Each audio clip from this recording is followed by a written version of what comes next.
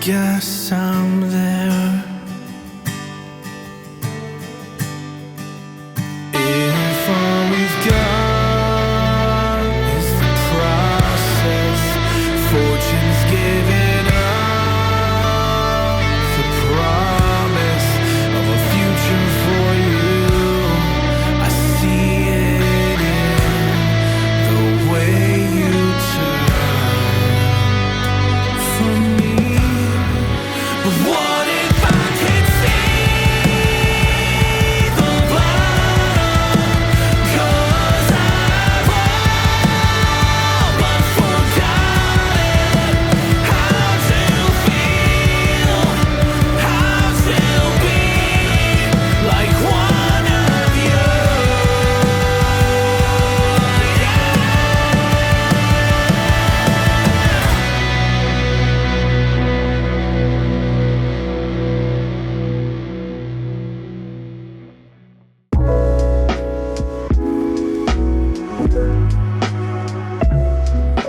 Man, guys, I am losing my voice. I apologize.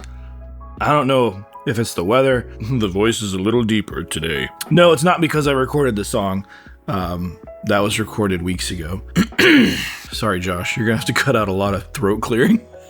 Guys, I am having a whole lot of fun doing videos like this where I can kind of create a song that I've been thinking about or had for a while, as well as use one of these in a context of sessions and like real world application. So I get to see two sides to the coin. How quick can I put this up in front of something, find its sweet spot and roll? And then will it make it to the final product? The other side of that coin is me spending a whole lot more time fiddling with it and finding what I really like about something, leaning into those choices and then creating a song. Now, I understand that like my style of songs not going to be for everybody, but I appreciate you guys kind of at least showing interest in some of those. And if you do like those, please let me know down in the comments below. If you want to see me post these, I am thinking about like kind of getting a collection and doing a Spotify. So let me know if that's something that you would be interested in, but enough about that. Mojave Audio MA301. You have seen me talk about Mojave before, both in the MAD, the dynamic mics, which are awesome on vocals and guitars, guitar amps, it's really cool. And then the MA300, their tube condenser. Do they look similar? Oh yeah. Do they sound similar?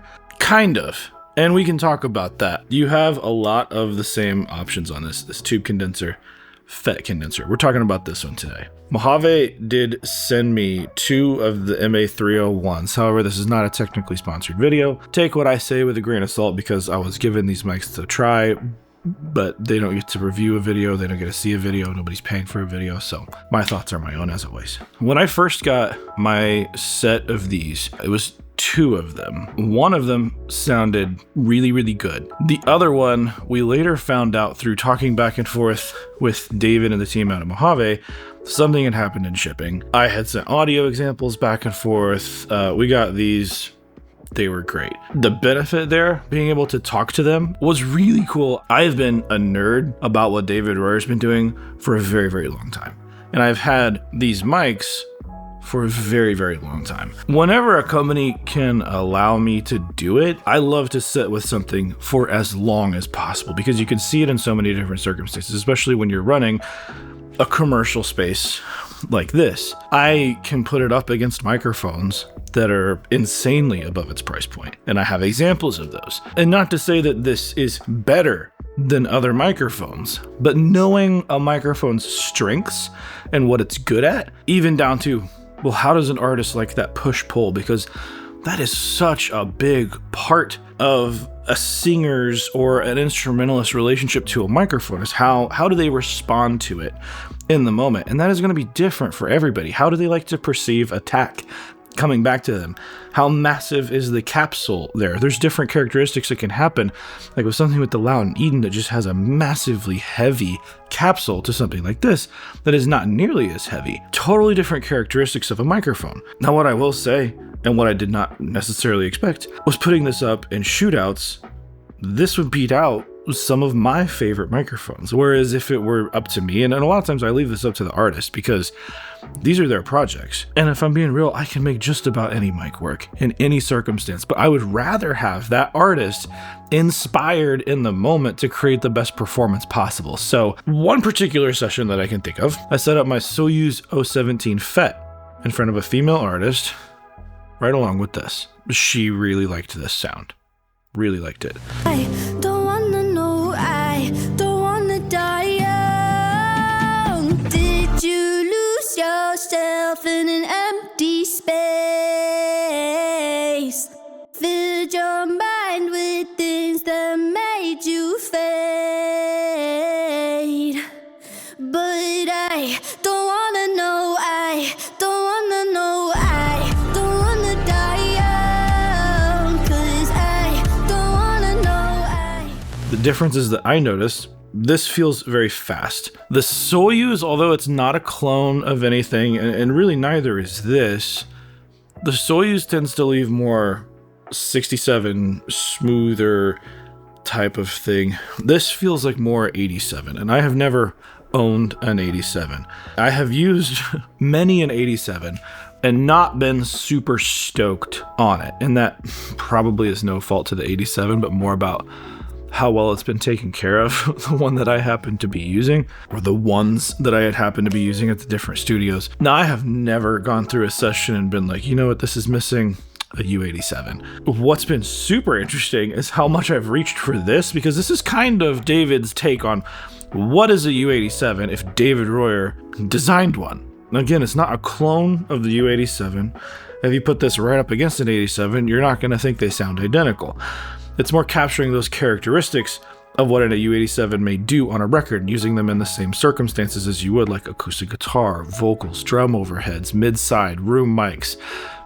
I did all that. The one thing that has surprised me and maybe changed my mind now that I've kind of matured in my own skills as an audio engineer over the years, now that I've tried so many other things, this has some pretty interesting applications. Drum overheads is where I really liked this.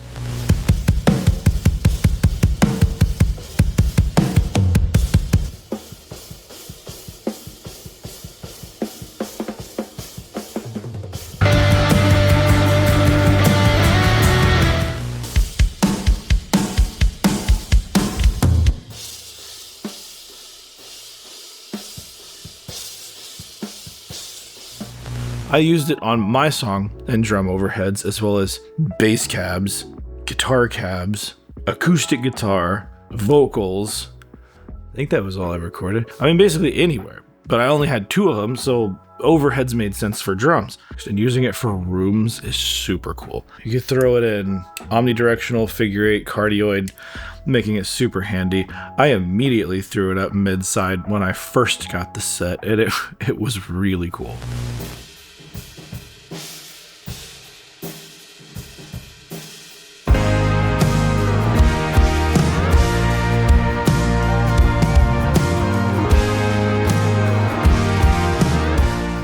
Mid-side is not a technique that I tend to employ here at the studio. It's a little cumbersome. It tends to slow me down, and I'm never really stoked on the results, if I'm being totally honest. But I can see why I've seen so many other studios do that. There's a thing that happens with the top end, and that's just so cool with it, at least using the 301s. You've got your polar pattern selector. You can go omni, cardioid, figure 8. Along the back of the microphone, we've got a pad, 15 dB pad, which I found this pretty useful for putting it on loud sources if you don't want the internal circuitry to kind of get close to that clipping point. And then a low cut here, which on a mic like this, using it to kind of not necessarily even react to how much low end do you want in your sound, but how much low end do you want reacting with the circuitry of the microphone. I always find that useful in how companies design their low end to work with the internal circuitry and how it breaks up. Really interesting stuff. Most of the time when I was using this, I had the low cut turned on, except bass cab turned off. That big bottom end, it did bloom nicely. It's not the most low end heavy mic, but I don't really think that's where this shines.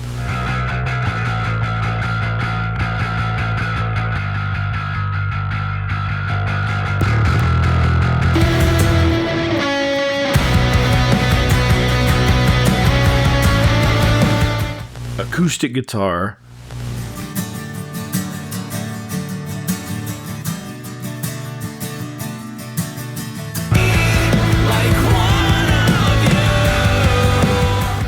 Is this going to be right for everybody? I don't think it's particularly my favorite thing for like low male vocals. It worked really well for me on guitar cabs, especially on darker tones where you want to like show the teeth a little bit.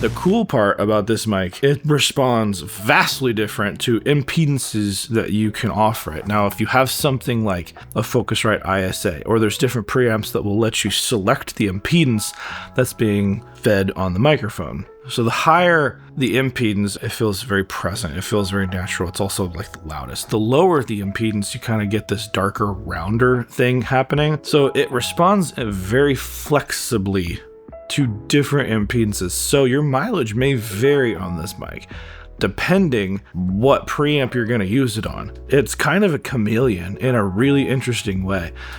So using that impedance on the different tracks for me is kind of how I got it to fit together into such a neat little package using the same mic for relatively everything. And yeah, every mic will change when you feed it different impedances. This one really feels like it opens up on different levels and like a way to get different flavors out of the same thing.